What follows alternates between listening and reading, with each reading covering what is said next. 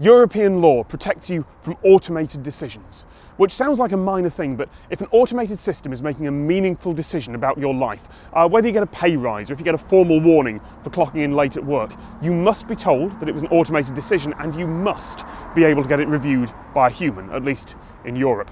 And importantly, you can tell a company to never make automated decisions about you and they must comply with that.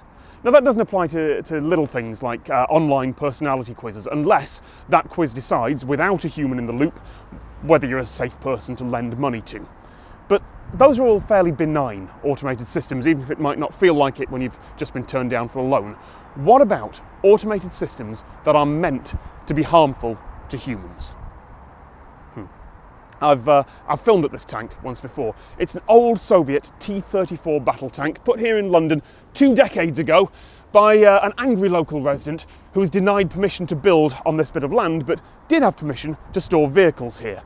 Or maybe he got permission to place a tank here because the local council thought he was talking about some sort of storage tank, not an actual T-34. The story's got a bit muddled over the last 20 years or so, but this tank is designed for people, it's designed for human soldiers making human decisions, and that concept might not be the case for very much longer. See, the US Army just put out a report called Visualizing the Tactical Ground Battlefield in the Year 2050, which sounds like a really dull comic book, but it's actually a pretty good read. And they have some things to say about automated decision making.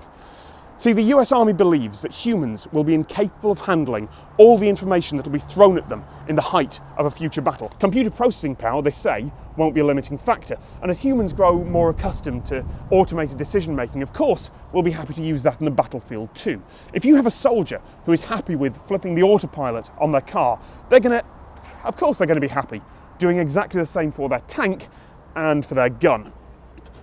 Battle rhythm, and I'm quoting the report directly here, battle rhythm will increase to the point that in many instances humans will no longer be able to be in the loop, but instead will have to operate on the loop, where humans can only observe the behaviours that are taking place and act after the fact in anticipation of expected behaviours.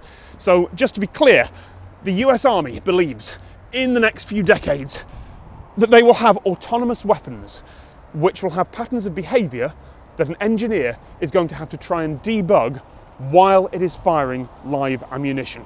If you're a programmer working on open source computer vision or collision avoidance, or say something like flocking behaviour algorithms, there is a chance that your code will end up as part of that. And if you've got moral objections, well, good for you, but it's probably not going to stop anyone. And I suspect all the legislation that Europe can muster won't do a thing when you've got one of these, quite literally, calling the shots.